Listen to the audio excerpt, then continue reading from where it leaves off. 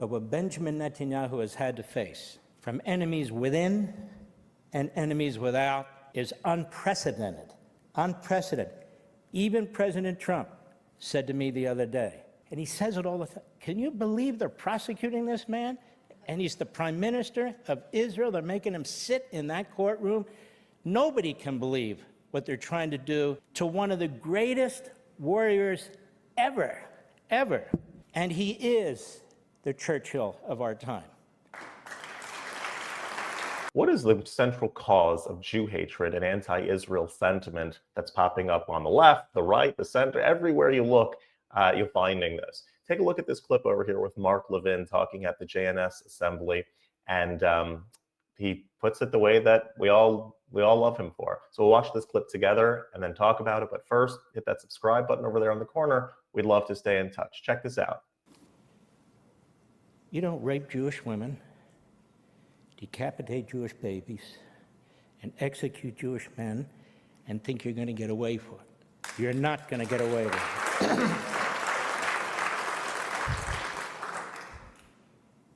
As Israel has demonstrated, you're going to die for it. And that's exactly what you deserve.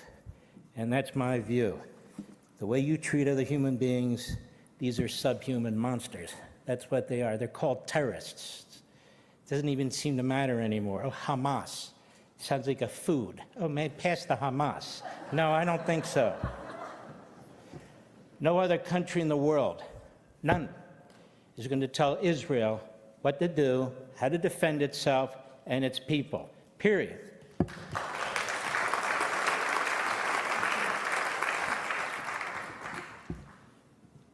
I want to say this about President Trump. Thank you, thank you, thank you.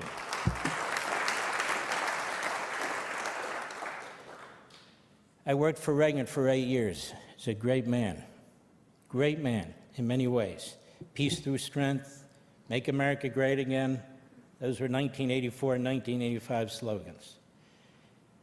When it comes to Israel, there has never, ever been an American leader, period, like Donald Trump supporting the state of Israel, ever.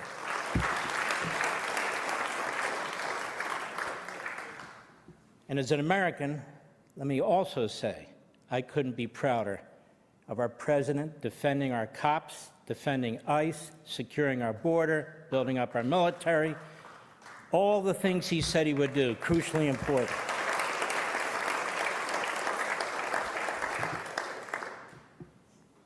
There has never been a prime minister like Benjamin Netanyahu. Never. I'm a great fan of Menachem Begin. Great man.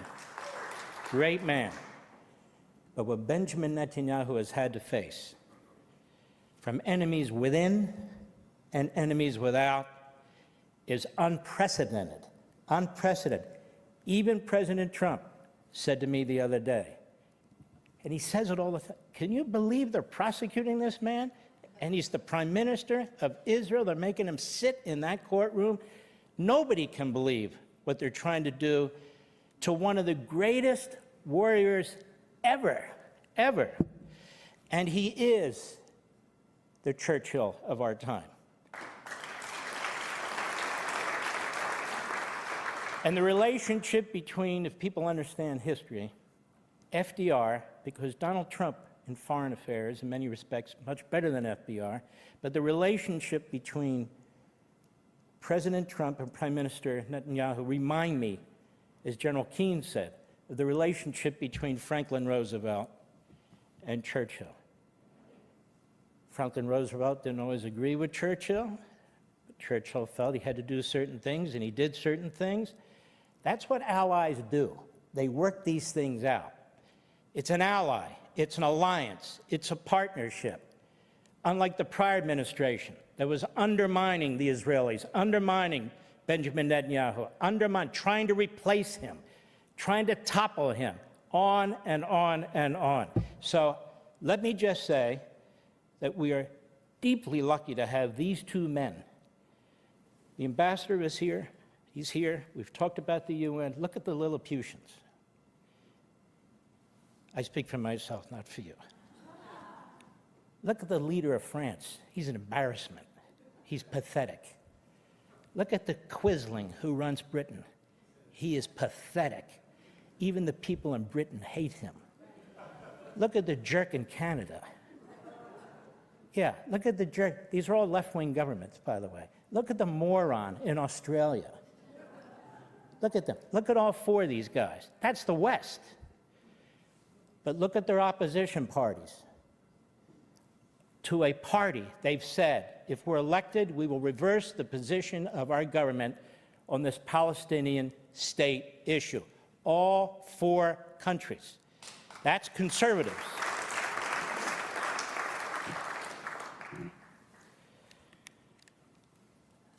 This issue of anti-Semitism can't be wished away. It's on the rise. It's spreading like a poison. It's all throughout Europe. And what's interesting in Europe, when you look at this guy, Tommy Robinson, in Britain, who they call a white nationalist. He's not a white nationalist. He's trying to defend his country, Professor Skinner, against the Islamists who are conquering Europe. If you go back and you read the so-called scholars in the 1960s of these Islamists, they tell you they're going to use immigration to conquer the West. It's revolution by immigration. For 4 years, our border was open, and we're paying a price for it. In Europe, their borders are still open, and they're paying a price for it. Which are the countries that support Israel? Hungary, their border's not open. Argentina, their border's not open. You have elements in the Dutch. Their borders are open, but they're trying to close them, the opposition party and so forth. This is, right now in Europe, it's the left, mostly, not exclusively, that has turned on itself, the West, and has turned on the Jews. Leo did probably the most brilliant explanation of this I've ever heard, Leo. And you're exactly right. Professor Skinner, you too. This is a war on us. They seek to destroy us. And rather than beat our chests, we need to understand they are destroying us. But they won't win. Not in America, anyway. There's just too damn many stubborn, red-blooded Americans to put up with it.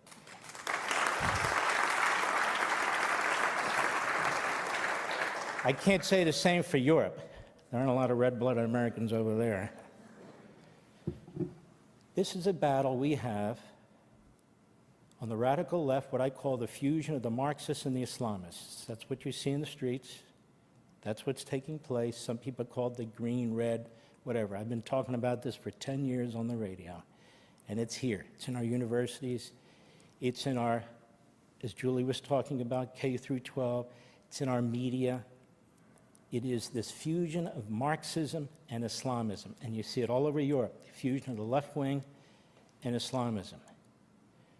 But we have another problem in our country, and that is people on the right. I don't even like to call them on the right. They're just nuts who have platforms, who are podcasters, like Tucker Carlson, as I call him. We need to name names. And luckily, that name stuck. I don't mean Tucker, I mean Carlson. Then we have Candace Owens. And we have others who kind of want to walk the line. Well, it's all right, thank you. But then we have others who kind of walk the line. That's right. Who want to be sort of one or the other. This is a cancer. It's affecting our young people. They affect our young people, and then they say, look, all these young people are turning against Israel. This is a cancer. We need to fight it. We need to speak out against it. I decided in May, I'll take it upon myself to start. Why? And I'm not going to get into the meeting, because I met with the president. There was a discussion, whatever. And this guy puts a post out about how I'm going to start World War III, or how I'm going to get all these Americans coming. How? We don't have an infantry there, but we're going to do it. You see, and he goes on and on, that I'm a neocon. His father was a neocon. I've never been a neocon in my life. I'm a Reaganite. That's how I started out, a traditional conservative. His father was a Democrat in the Reagan administration, and Tarleton worked for Bill Kristol, who's a neocon, at a magazine that was a neocon magazine, and he's running around. Look, the bottom line is these people need to be exposed. So I told my wife, I said, look, I got to go into the sewer for a few months. I don't want to go in the sewer. I got to go in the sewer. That's where these bastards are. They're in the sewer. We're going in the sewer. She said, go. So I went in the sewer. I'm not completely out yet, trying. They need to be fought where they are. They need to be confronted where they are. They need to be exposed for where they are. They're getting more radicalized, more extreme, and in some ways that's actually helpful. Here's what bothers me. I don't see many of our elected leaders speaking out against these people. Do you? Do you? Why? They're not that powerful. They think they're powerful.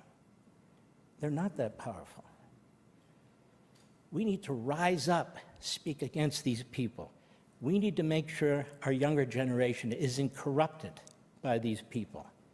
And we can do this at the dinner table, at the breakfast table, here, any meetings or associations or seminars or whatever it is. We can't ignore it anymore. We must confront this now. Because quite frankly, the Democrat Party is gone. It's gone. There's a Fetterman here and what else is there? We're in the city where they're likely to elect this Marxist Islamist Jew hater, which is the city with more Jews in the United States than any other city in the country. How does this happen? Well, I tell my wife, I don't care about how or why, I care about victory. That's all I care about. We have to crush them. We have to defeat them. We have to use our brains. We have to use our capabilities. We have to use our media. We have to use everything we have. I don't care about why. I don't care about any of the rest of that. I'm not a psychiatrist, nor do I need a psychiatrist. I know the enemy, and I know evil when I see it. Victory is the only way to deal with it. They're very thin-skinned, by the way. Very thin-skinned, which is why mocking them is a very good thing. They don't like to be mocked. It's a big, big problem. This anti-Semitism is growing in the country, also because, as people have said, it is funded. The main country funding it is Qatar. Q-A-T-A-R. I think they changed the pronunciation, but it's always Qatar to me. Qatar. Qatar plays a double game. Peacenik and warmonger. Peacenik, nobody notices, don't worry. Bye-bye. Yeah. Peacenik and a warmonger. And they've bought a lot of America. Businessmen, politicians, ex-politicians, law firms, sports groups, they try and present a picture of a mainstream entity. They are a terrorist organization. They supported and funded the Taliban. Oh, we got somebody back. Did you see that? We got somebody back from the Taliban, thanks to Qatar. Excuse me, seriously? Oh, Qatar's the mediator with Hamas. They funded Hamas. Now they're the mediator with Hamas? I'm sorry, I'm not stupid. I see Qatar. And now Qatar, of course, wants an apology from Israel for trying to take out the Hamas leadership. I think we in America need an apology from Qatar. I think Israel needs an apology from Qatar. I think free people all over the world need an apology from Qatar, because Qatar is spreading more terrorism than any country on the face of the earth. Unfortunately, Jew hatred and anti-Israel sentiment has been growing on the left. It's also in certain factions of the right. It's funded by Qatar. It's creeping its head wherever it can. And like Mark Levin says over here, it is a cancer that is infecting the people. It is important for us to, on the other side, counter that with saying the actual truth and what's really the root of it all, that the Jewish claim to the land of Israel is not only based on the secular arguments of the historical lineage that the Jewish people have to the land of Israel since temple times, not only the international law argument that was given to us and arranged through various governmental organizations, the UN in 1948, but the real essence of the reason in that God gave this land to the Jewish people, first promised to Abraham multiple times in the Bible, then to Isaac, then to Jacob, then to Moses. And it has been the center, the nucleus of the Jewish spirit for the past 2,000 years since the Jewish people were kicked out of it. If we come back to our biblical roots, we know that this is the everlasting covenant that God has given to the Jewish people. Those in the Jewish tradition, those in the Christian tradition know this. And the more we as a society go back to our Hebrew Bible values, the Judeo-Christian foundation of our society, the more we'll recognize the actual truth as it is. If you like this content overall, hit that subscribe button over there in the corner. We'd love to stay in touch. Take care.